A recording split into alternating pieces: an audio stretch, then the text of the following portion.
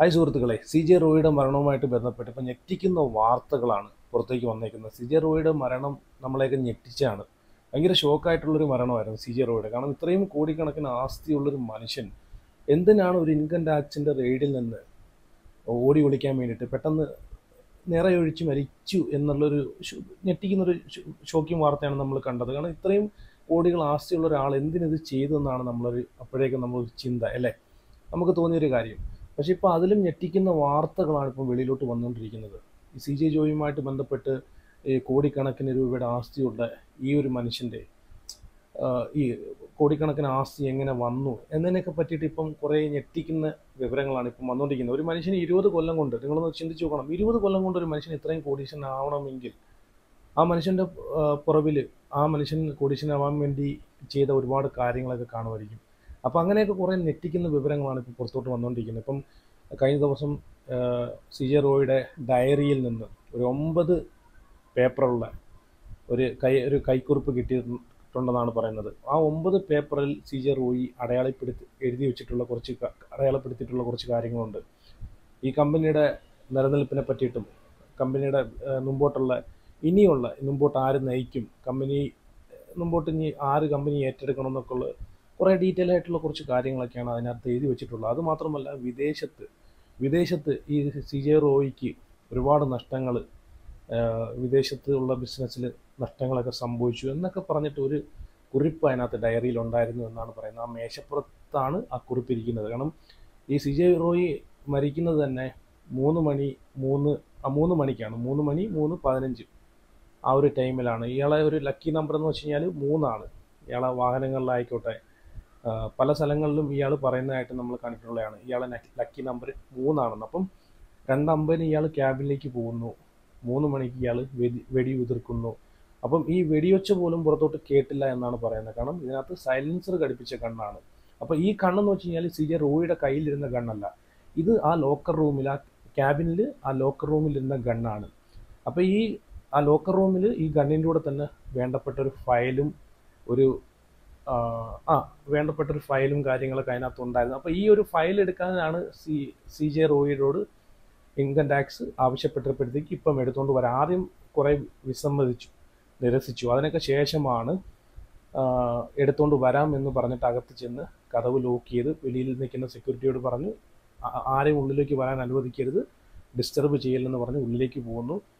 അപ്പം കുറേ നേരം ഒരു 15-20 മിനിറ്റ് കഴിഞ്ഞിട്ടും പുള്ളിയെ കാണാത്തത് കൊണ്ട് ഡോറിൽ തട്ടിയപ്പോഴത്തേക്ക് ലോക്കാണെന്ന് മനസ്സിലായി. അങ്ങനെയാണ് ഡോറ് ചവിട്ടി പൊളിച്ചപ്പോഴത്തേക്ക് അവിടെ കസേരയിൽ ചോര വാർന്ന് കസേരയിൽ ഇരിക്കുന്ന റോയിയെ കാണുന്നത്.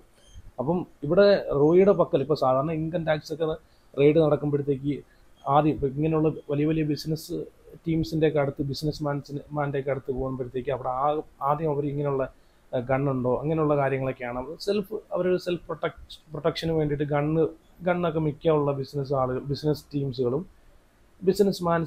എല്ലാ ആളുകളും വയ്ക്കുന്നുണ്ട്. അപ്പം ഗണ്ണുണ്ടോ എന്ന് നോക്കും, അതുമായിട്ട് ബന്ധപ്പെട്ട് അവരുടെ കയ്യിലിരിക്കുന്ന മൊബൈൽ, അങ്ങനെ എന്തൊക്കെ സാധനങ്ങളുണ്ടോ അതെല്ലാം മേടിച്ച് അവർ സീൽ ചെയ്ത് ആദ്യം തന്നെ അവർ വെക്കുകയാണ് ചെയ്യാറുള്ളത്. അപ്പം ഇവിടെ റോയിയുടെ കയ്യിൽ അങ്ങനെ പ്രത്യേകിച്ച് ഗണ്ണും കാര്യങ്ങളൊന്നും ഇല്ലായിരുന്നു.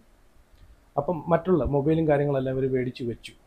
അപ്പം പിന്നെ ഇപ്പോൾ ആദ്യം തന്നെ ഇവർ ഇൻകം ടാക്സ് ഇപ്പം ഡിസംബർ തൊട്ടാണ് ഈ സി ജെ റോയിയുടെ സ്ഥാപനങ്ങളിലെല്ലാം ഈ റെയ്ഡ് നടക്കുന്നത്. എന്ന് വെച്ച് കഴിഞ്ഞാൽ ഇത് റെയ്ഡ് നടത്താൻ തന്നെ ഒരു കാര്യം എന്ന് വെച്ച് കഴിഞ്ഞാൽ ഈ സി ജെ റോയി എന്ന് പറയുന്ന വ്യക്തി ഇപ്പോൾ റീസെൻ്റായിട്ട് ഒരുപാട് പൈസകൾ ഇപ്പോൾ പബ്ലിക്കിലേക്ക് വന്നിട്ട് കൊടുക്കുന്നതായിട്ടൊക്കെ നമ്മൾ കണ്ടിട്ടുണ്ടായിരുന്നു. ഇപ്പം ബിഗ് ബോസിൽ ഇറങ്ങുന്ന അനീഷിന് തന്നെ 10 ലക്ഷം രൂപ പെട്ടെന്ന് വിളിച്ചൊരു സുപ്രഭാതത്തിൽ വിളിച്ചിട്ട് അത് കൊടുക്കുന്നതൊക്കെ നമ്മൾ കണ്ടതാണ്. അതുപോലെ ഒരുപാട് കാര്യങ്ങളൊക്കെ റീസെൻ്റായിട്ട് ഇപ്പം പുള്ളി ചെയ്തുകൊണ്ടിരിക്കുകയാണ്. അതുമാത്രമല്ല, ദുബായിൽ ഇയാളെ കോടികൾ വില മതിക്കുന്ന ഒരു വീട് ഇയാൾ പണിയുന്നുണ്ട്. അപ്പം അങ്ങനെ ഒരുപാട് കാര്യങ്ങൾ റോയുമായിട്ട് ബന്ധപ്പെട്ട് അമിതമായിട്ട് ഉള്ള പണമിടപാടിൻ്റെ കാര്യങ്ങളൊക്കെ ഇപ്പം ഇങ്ങനെ ചർച്ച ചെയ്തുകൊണ്ടിരിക്കുന്ന സമയത്താണ് ഇൻകം ടാക്സ് ഇതിൻ്റെ സോഴ്സ് കണ്ടെത്തണമെന്ന് ചിന്തിക്കുന്നതും മനസ്സിലാക്കുന്നതും. അങ്ങനെയാണ് ഈ സി ജെ റോയിയുടെ ഇപ്പോൾ അതുമാത്രമല്ല, ഇപ്പോൾ റീസെൻ്റായിട്ട് നടന്നിട്ടുള്ളൊരു പാർട്ടിയിൽ പ്രമുഖരായിട്ടുള്ള ആളുകൾ പങ്കെടുത്തിട്ടുണ്ട്.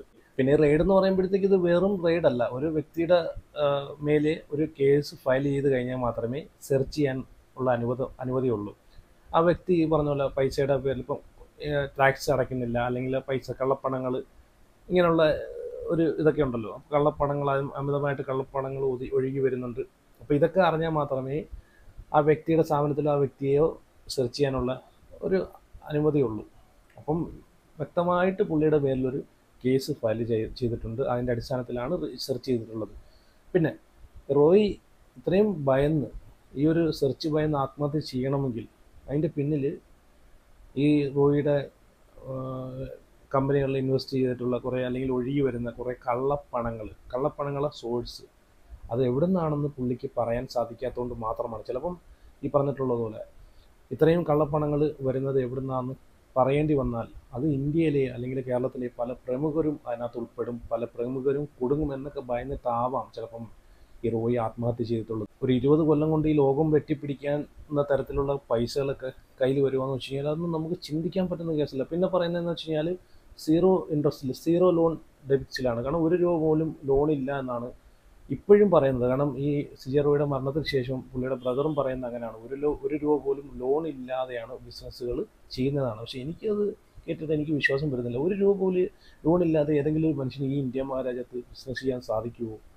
ഒരിക്കലുമില്ല. അതൊക്കെ എനിക്കത് കേട്ടിട്ട് തന്നെ എനിക്ക് വിശ്വാസം വരുന്നില്ല.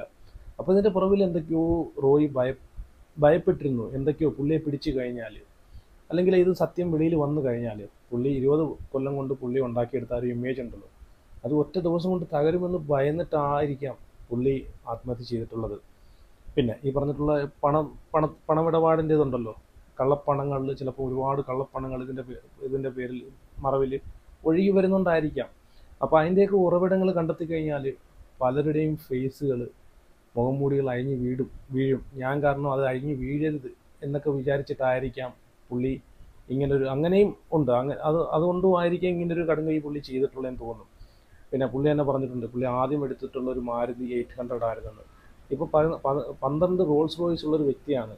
അപ്പോൾ ഈ റോയ്ക്ക് കടങ്ങൾ കൊണ്ടാണ് റോയി ആത്മഹത്യ ചെയ്തത്, കമ്പനി ഇതുപോലെ നഷ്ടത്തിലാണ് എന്നൊക്കെ പറയുന്ന എന്നൊക്കെ ഒരുപാട് ആളുകൾ പറയുന്നുണ്ട്. പക്ഷേ എനിക്ക് അതിനോട് വിശ്വാസം വരുന്നില്ല. കാരണം ഇത്രയും കോടിക്കണക്കിന് രൂപയുടെ ആസ്തിയും അവിടെ പുള്ളിക്ക് ഒന്നുമില്ലെങ്കിൽ ഇത്രയും ഇപ്പം ഈ പറഞ്ഞിട്ടുള്ള ഒരു 400-500 കോടി രൂപയുടെ കടം പുള്ളിക്ക് ഉണ്ടെങ്കിൽ തന്നെ ഈ പറഞ്ഞിട്ടുള്ള പുള്ളിയുടെ ആഡംബര വാഹനങ്ങളോ അല്ലെങ്കിൽ ഏതെങ്കിലുമൊക്കെ പ്രോപ്പർട്ടികൾ പുള്ളിക്ക് വിൽക്കാം. ഇതൊക്കെ വിറ്റാൽ തന്നെയും എന്തിനാ പുള്ളിയുടെ 12 റോൾസ് റോയ്സ് ഉണ്ട്, ആ 12 റോൾസ് റോയ്സ് വിറ്റാൽ തന്നെ പുള്ളിക്ക് ആ കടങ്ങളൊക്കെ നിസ്സാരമായിട്ട് തീർക്കാനേ ഉള്ളൂ അല്ലേ.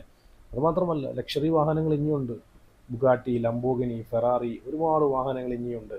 അപ്പോൾ ഇത്രയും വാഹനങ്ങളും ഇത്രയും പ്രോപ്പർട്ടിയൊക്കെ ഉള്ളൊരു മനുഷ്യന് കടമുണ്ടെന്ന് പറഞ്ഞാൽ ഒരിക്കലും വിശ്വസിക്കാൻ പറ്റില്ല. കടം കാണത്തില്ല പുള്ളിക്ക്. കടം എന്ന് വെച്ച് കഴിഞ്ഞാൽ ചെറിയ രീതിയിലുള്ള കടം കാണും, പക്ഷേ കടത്തിൽ കടക്കുന്നൊരു വ്യക്തിയെന്ന് ഒരിക്കലും പറയാൻ പറ്റത്തില്ല. അങ്ങനെ മുങ്ങിക്കിടക്കുമെന്നുണ്ടെങ്കിൽ ഈ പറഞ്ഞിട്ടുള്ള ഈ വാഹനങ്ങളൊക്കെ വിറ്റ് തന്നെ കടം തീർക്കാവുന്നേ ഉള്ളൂ. അപ്പം ഇതിൻ്റെ പിന്നിൽ ഇൻകം ടാക്സിന് പോലും കണ്ടുപിടിക്കാനാകാത്തത്രയും കള്ളപ്പണങ്ങൾ ചിലപ്പം ഒഴുകി വരുന്നുണ്ടായിരിക്കാം. അത് കണ്ടുപിടിക്കുമെന്ന് ഉറപ്പായോണ്ടായിരിക്കും ചിലപ്പോൾ ഈ പറഞ്ഞ പോലെ ഇപ്പം CJ റോയിയെ പോലുള്ള ആളുകളൊക്കെ എനിക്ക് തോന്നുന്നു ബാങ്കിൽ പണം സൂക്ഷിക്കാറില്ല. കാരണം ഇത്രയും പൈസകൾ, ഇത്രയും കോടിക്കണക്കിന് രൂപയുടെ ഇടപാടുകൾ ചെയ്യുന്നുണ്ട്, അത് ക്യാഷ് ആയിട്ടായിരിക്കും സൂക്ഷിക്കുന്നത്. അപ്പോൾ ഒന്നുകിൽ ആ ക്യാഷ് സൂക്ഷിച്ചിരിക്കുന്ന ഈ പറഞ്ഞിട്ടുള്ള ലോക്കർ റൂമിൻ്റെ ചാവി, ഈ പറഞ്ഞിട്ടുള്ള ഈ റൂമിൻ്റെ ചാവി ഈ ലോക്കർ റൂമിൽ അങ്ങനെ കാണും. ഒരു ലോക്കർ റൂം തുറക്കണമെന്ന് പറഞ്ഞല്ലോ, തുറക്കാൻ വിസമ്മതിച്ചിട്ടാണ് അകത്ത് കയറി ആത്മഹത്യ ചെയ്തതെന്നാണ് പറയുന്നത്. ഒരുപക്ഷെ ഇപ്പം ഈ ഇൻകം ടാക്സ് വന്ന ഉടനെ ഇവർ ചെയ്യുന്നതെന്ന് വെച്ച് കഴിഞ്ഞാൽ ആദ്യം തന്നെ സാധാരണ ഇൻകം ടാക്സ് വന്ന ഉടനെ അവിടെ മെയിനായിട്ടുള്ള ക്യാബിനും അതുപോലെ ലോക്കർ റൂമൊക്കെ ഇവർ സീൽ ചെയ്ത് വെക്കാറുണ്ട്. അതിൽ നിന്നും ഒരു സാധനങ്ങളൊന്നും എടുത്തു മാറ്റാതിരിക്കാൻ വേണ്ടിയിട്ടൊക്കെ മുമ്പക്കൂട്ടി ഇവർ സീൽ ചെയ്ത് വെച്ചിട്ടാണ് ഇവർ ഈ ഒരു സെർച്ചിങ് ഒക്കെ തുടങ്ങുന്നത്. അപ്പം അങ്ങനെ അവർ സീൽ ചെയ്ത് വെച്ചിട്ട് ലാസ്റ്റ് അത് ലോക്കർ റൂം സീല് തുറന്നിട്ട് അത് അഴിക്കണമെന്ന് അവകാശപ്പെട്ട സമയത്താണ് ഈ CJ റോയ് വിസമ്മതിച്ച് എന്നൊക്കെയാണ് പറയുന്നത്. അപ്പോൾ ഇങ്ങനെയൊക്കെയാണ് പലയിടത്തുനിന്നും വരുന്നത്, ഞെട്ടിക്കുന്ന വിവരങ്ങളാണ് വരുന്നത്. എന്തായാലും ഞാൻ ആ ഡയറി കുറിപ്പ് കിട്ടിയിട്ടുണ്ടെന്ന് പറഞ്ഞ ഒരു വാർത്ത ഞാനിവിടെ വെച്ചുതരാം, നിങ്ങളൊന്ന് കണ്ടു നോക്ക്. മോർണിംഗ് പോലീസിന്റെ അന്വേഷണം ഇപ്പോൾ പ്രാഥമിക ഘട്ടത്തിലാണ്. കഴിഞ്ഞ ദിവസം ഭാര്യയുടെയും മക്കളിൽ നിന്നും മൊഴിയെടുത്തിരുന്നു. അതോടൊപ്പം തന്നെ CJ റോയിയുടെ ഒരു ഡയറി പോലീസ് കണ്ടെടുക്കുകയും ചെയ്തിരുന്നു. ഈ ഡയറിയിലാണ് നിർണായകമായിട്ടുള്ള വിവരങ്ങൾ അടങ്ങിയിട്ടുള്ളത്. ആത്മഹത്യാക്കുറിപ്പിന് സമാനമായിട്ടുള്ള വിവരങ്ങൾ ആണ് ഉള്ളത്. പ്രധാനമായിട്ടും കുടുംബത്തോട് ക്ഷമ ചോദിക്കുന്നു, ഇങ്ങനെ ഒരു കടുങ്കൈ ചെയ്യേണ്ടി വന്നതിൽ എന്ന് അതിൽ എടുത്തു പറയുന്നുണ്ട്. അതോടൊപ്പം തന്നെ ചില സംരംഭങ്ങളിൽ, ചില നിർമ്മാണ പ്രൊജക്ടുകളിൽ തിരിച്ചടി നേരിട്ട് സാമ്പത്തിക ബാധ്യതകളിലേക്ക് കാര്യങ്ങൾ പോയി എന്നുള്ള സൂചനകൾ ഈ കുറിപ്പിൽ ഉണ്ട്. അതോടൊപ്പം തന്നെ പണം നൽകാനുള്ള ആളുകളുടെ വിവരങ്ങളെക്കുറിച്ച് വിശദമായിട്ട് പറയുന്നുണ്ട്. ഏറ്റവും വലുത് കമ്പനിയുടെ കാലങ്ങളായിട്ടുള്ള നിക്ഷേപകരെ സംരക്ഷിക്കണം, അവരുടെ താല്പര്യങ്ങൾ സംരക്ഷിക്കണമെന്നും അവർ തുടക്കം മുതലുള്ള ആളുകളാണ്, അവരെ വഞ്ചിക്കരുത് എന്ന് ഈ കുറിപ്പിൽ ആവശ്യപ്പെടുകയും ചെയ്യുന്നുണ്ട് എന്നുള്ളതാണ്. അതായത് ആത്മഹത്യ കുറിപ്പിനകത്ത് ഇങ്ങനെയൊക്കെ കുറേ വിവരങ്ങളൊക്കെ എഴുതി വെച്ചിട്ടുണ്ടെന്നാണ് പറയുന്നത്. ഇനി മുമ്പോട്ട് കമ്പനി ആരാണ് നയിക്കേണ്ടത്, കമ്പനിക്ക് താങ്ങും തണലുമായിട്ട് നിന്ന ആളുകളെല്ലാം ചേർത്ത് നിർത്തണം എന്നൊക്കെ പറഞ്ഞിട്ടാണ് പുള്ളി ആത്മഹത്യക്കുറിപ്പിൽ എഴുതി വെച്ചിട്ടുള്ളതാണ് പറയുന്നത്. പിന്നെ ഞാൻ ആദ്യം പറഞ്ഞുള്ള ഈ സീറോയെ പോലുള്ള വ്യക്തികൾ പണം ഒരു കാരണവശാലും ബാങ്കിലല്ല അവർ സൂക്ഷിക്കുന്നത്, അവർ ക്യാഷ് ആയിട്ടായിരിക്കും ഇത്രയും കോടി. കാരണം ബാങ്കിൽ സൂക്ഷിച്ചു കഴിഞ്ഞാൽ ഇതിൻ്റെ കണക്കും കാര്യങ്ങളൊക്കെ, ഇത്രയും കോടിക്കണക്കിന് രൂപയുടെ കണക്കും കാര്യങ്ങളൊക്കെ എന്തായാലും അത് കാണിക്കേണ്ടതായിട്ട് വരും. അപ്പം അത് സൂക്ഷിച്ചിരിക്കുന്നത് എങ്ങനെയായാലും ഒരു ഗോഡൗണിലോ, ഇപ്പം നമ്മൾ തന്നെ ഇപ്പോൾ 1 ലക്ഷം രൂപ അല്ലെങ്കിൽ ഒരു 10 ലക്ഷം രൂപ, 1 കോടി രൂപയുടെ ഒക്കെ നോട്ട് വയ്ക്കുമ്പോൾ തന്നെ നമുക്കറിയാം അത്യാവശ്യം നല്ല സ്പേസ് വേണം. അപ്പം ഇത്രയും കോടിക്കണക്കിന് രൂപയുള്ള ഒരു വ്യക്തിയുടെ പൈസകൾ സൂക്ഷിക്കണമെങ്കിൽ ചെറിയൊരു ലോക്കർ മാത്രം പോരാ, വലിയൊരു ഗോഡൗൺ തന്നെ വേണം അല്ലേ. അപ്പോൾ ഒരു പക്ഷേ ആ ക്യാബിനകത്ത്, ആ ലോക്കറിനകത്ത് ഈ ഗോഡൗണിൻ്റെ ചാവിയും ഉൾപ്പെടെ കാണാൻ സാധ്യതയില്ലാതില്ല. അപ്പോൾ അത് എങ്ങനെ പോയാലും ആ ലോക്കർ റൂം തുറന്നു കഴിഞ്ഞാൽ അതിനകത്തിരിക്കുന്ന സാധനങ്ങൾ എന്തൊക്കെയാണെന്ന് അവർക്ക്, ഈ ഉദ്യോഗസ്ഥർക്ക് അത് ഉറപ്പുവരുത്തേണ്ടതുണ്ട്. അത് ചാവിയാണെന്നെങ്കിൽ ഏതിൻ്റെ ആ ചാവിയാണെന്നത് കാണിച്ചു കൊടുക്കണം. അത് തുറന്നു കഴിഞ്ഞാൽ ചിലപ്പോൾ അതിനകത്ത് മൊത്തം കോടിക്കണക്കിന് രൂപയുടെ നോട്ടുകളാണെങ്കിൽ അതിൻ്റെ എല്ലാം ഒരു സോഴ്സ് കാണിക്കേണ്ടതായിട്ടുണ്ട്. ഞാനതാ പറഞ്ഞത്, ചിലപ്പം ഒരു പക്ഷേ അങ്ങനെയാണെന്നുണ്ടെങ്കിൽ ആദ്യം പറഞ്ഞതുപോലെ ഈ ഇതിനകത്ത് പൈസ ഒഴുക്കിയേക്കുന്ന ആളുകളെല്ലാം വെളിയിലേക്ക് വരും. പല പ്രമുഖരായിട്ടുള്ള ആളുകളും പിടിക്കപ്പെടും. അപ്പോൾ അതൊക്കെ ഉണ്ടാവാതിരിക്കാൻ വേണ്ടിയിട്ടായിരിക്കാം പുള്ളി തന്നെ ആത്മഹത്യ ചെയ്തതെന്നാണ് തോന്നുന്നത്. ഇനി ഞാൻ CJ റോയി ആദ്യം എടുത്തൊരു മാരുതി, ഇപ്പോൾ എനിക്കൊന്ന് കുറച്ച് മാസങ്ങൾക്ക് മുമ്പാണ് പുള്ളി ആദ്യം ഒരു മാരുതി 800 ആണ് എടുത്തിരുന്നത്. അന്ന് 1 ലക്ഷം രൂപയ്ക്കും കണ്ട് മേടിച്ചൊരു വണ്ടിയാണ്. ഇന്ന് അത് 10 ലക്ഷം രൂപ കൊടുത്ത്, അത് കണ്ടെത്തി തന്നു കഴിഞ്ഞാൽ 10 ലക്ഷം രൂപ തരാമെന്ന് പറഞ്ഞിട്ട് അത് കണ്ടെത്തി കൊടുത്തൊരു വ്യക്തി 10 ലക്ഷം രൂപ കൊടുത്തിട്ടാണ് ആ വണ്ടി അയാൾ സ്വന്തമാക്കിയത്. ആദ്യം മേടിച്ച ഒരു മാരുതി 800. അപ്പം ഇപ്പോൾ റീസെൻ്റായിട്ട് ഇതുപോലെ അനാവശ്യമായിട്ട് ഒരു കണക്കില്ലാതെ പൈസ ചിലവഴിക്കുമ്പോഴത്തേക്ക് സ്വാഭാവികമായിട്ട് ഇൻകം ടാക്സ് ഇതൊക്കെ കാണുന്ന ഉദ്യോഗസ്ഥർ, ഇതൊക്കെ കാണുന്ന ഡിപ്പാർട്ട്മെൻറ്റുകൾ ഇതൊക്കെ ചിന്തിക്കും, ഇതിൻ്റെയൊക്കെ സോഴ്സസ് എവിടെയാണ്, ഇത്രയും പണങ്ങൾ ചിലവഴിക്കണമെങ്കിൽ ഈ പണങ്ങളൊക്കെ എവിടെ നിന്ന് വരുന്നു, സ്വാഭാവികമായിട്ട് അതിലേക്ക് പോകുന്നതാണ്. അതിലേക്ക് ആ ഒരു റെയ്ഡ് സ്വാഭാവികമായിട്ട് അങ്ങനെ വരും. കാരണം ഇതിൻ്റെയൊക്കെ സോഴ്സ് കാണിക്കണമല്ലോ. ഒരാൾ ചുമ്മാ ഇപ്പം ഡെയിലി ഇങ്ങനെ ഓരോ മാസങ്ങൾ ഇപ്പോൾ 1 കോടി 2 കോടി എന്ന് പറഞ്ഞ് ഇങ്ങനെ ചുമ്മാ എടുത്ത് എറിയുമ്പോഴത്തേക്ക് അത് ചുമ്മാ എടുത്തെറിയാൻ പറ്റില്ല. ഈ കള്ളപ്പണങ്ങൾ എന്ന് പറഞ്ഞൊരു സാധനം ഉണ്ടല്ലോ, ആ കള്ളപ്പണമാണോ, കള്ളപ്പണം ഇവിടെ നിന്നാണ് വരുന്നത് എന്നൊക്കെ ഒരു തോട്ട് പല ആളുകളിലും, പല ഡിപ്പാർട്ട്മെൻറ്റുകളിലും, പല ഉദ്യോഗസ്ഥരിലും അത് എത്തിക്കും. അങ്ങനെയൊക്കെയാണ് ഇതൊരു പരാതിയുടെ അടിസ്ഥാനത്തിൽ ഇത് പോകുന്നതും അതിൻ്റെ ഉറവിടം കണ്ടെത്താനെ കൊണ്ട് അവർ തീരുമാനിക്കുന്നതൊക്കെ അങ്ങനെയൊക്കെയാണ്.